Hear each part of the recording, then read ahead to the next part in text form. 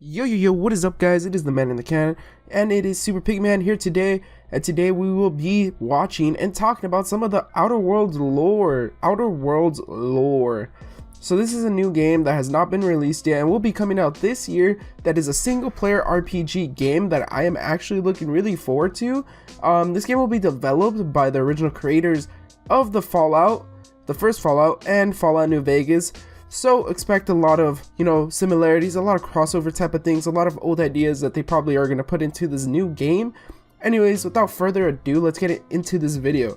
So let's talk about our protagonist and his ship and all that stuff. So we know who our protagonist is and kind of a little bit of his backstory. They have talked about it a little, and a lot of what I'm going to be drawing up from here is from the Game Informer, I believe. I'll link it down in the description where I get all this information from.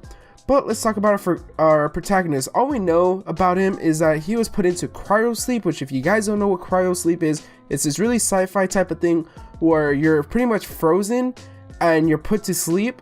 But the only problem with this is that pretty much your cells expand and they destroy all your blood vessels and stuff like that. So that's why in the trailer, if you guys are watching the trailer, the footage that I put over right now, you could see that pretty much he asks you, the first thing is that if there's cell damage that is killing you right now, because that is probably one of the hugest problems they have with this, but maybe they are more effective with cryo sleep now. And he has woken up 2 decades later, which is 20 years for people that don't know how to count, decades and centuries and stuff like that. But this is a little bit of time, but let's explain why we were asleep for so long, because we were supposed to travel to the edge of the galaxy. In case you guys don't know, this is an interstellar type of game. So this game bends reality by saying we could travel close and even travel faster than the speed of light. So what happened to our ship is that it broke the light speed barrier and it went out of the space-time continuum. So this is what lets 20 years pass. It's almost like if they went into a wormhole or made their own wormhole, or even a little bit of time travel happened in between there.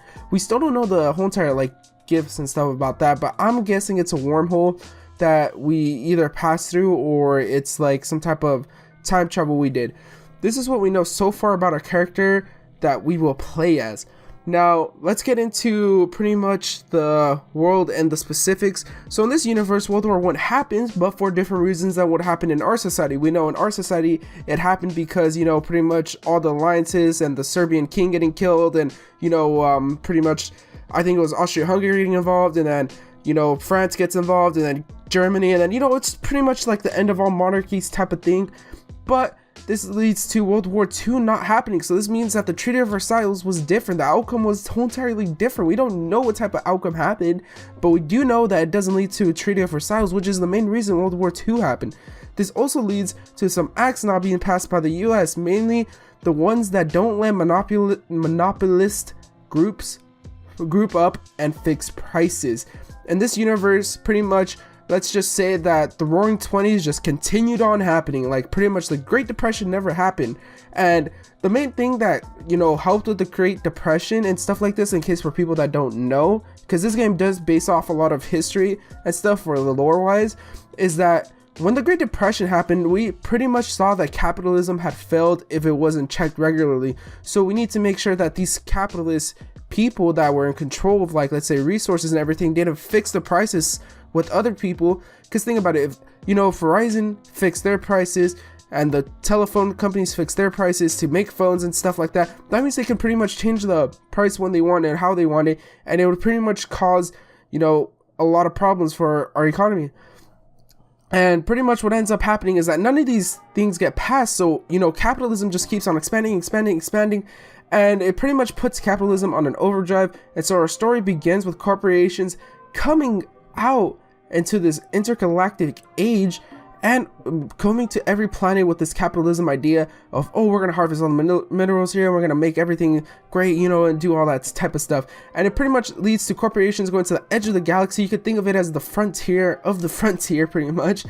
So we got about 6 planets we will get to play on, the story, the whole to play out throughout our whole entire story, and also 1 asteroid used as a research center. But let's talk about the main 2 that we do know a lot about. Monarch and Terra 2 have a lot of story to it, and mainly I'm going to talk about these because these are mainly the 2 planets that the story is going to heavily focus on.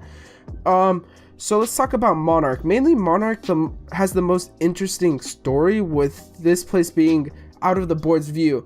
The board is a powerful, like pretty much a group of powerful individuals that control the planet that we will be at, pretty much. But on the Monarch, the terraforming went really bad, and also kind of made this messed up thing where animals got bigger and they posed a huge threat to humans, and thus is the main reason the board doesn't want to get involved. They pretty much just don't want to influence anything here, because they look at it and they're like, you know, we don't know about that. And you could tell that, I think in the trailer, you could tell which planet is the one that is under the board's, you know, pretty much jurisdiction and stuff. Like, they're actually paying attention, and the one where they don't pay attention to them, because you could see in the one that they don't pay attention to them, there's like a rebellion happening right there, and they don't want to live this type of life anymore. But, you know, that's all from the trailer that I got. But let's talk about the planet Terra 2. This place is the complete opposite of Monarch, or which its old name used to be Terra 1 if for people that have been following the game. This is where the complete opposite happened. Now the planet is habitable and is submissive to the board. The board is also wavering their influence a lot here. They are pretty much in direct control of this colony, and they're telling them how to live every aspect of their life. But there is a lot of organized crime and stuff like that here, and there is also a lot of it in Monarch.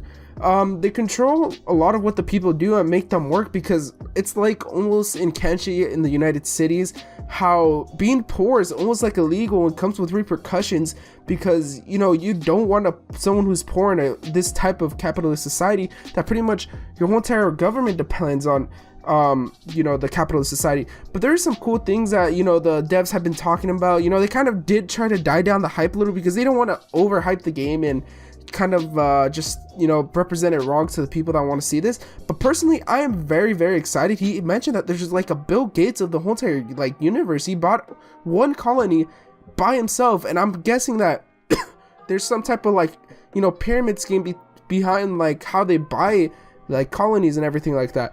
But that's most of what we know about the game so far. Hopefully you guys do enjoy. Remember to leave a like and subscribe.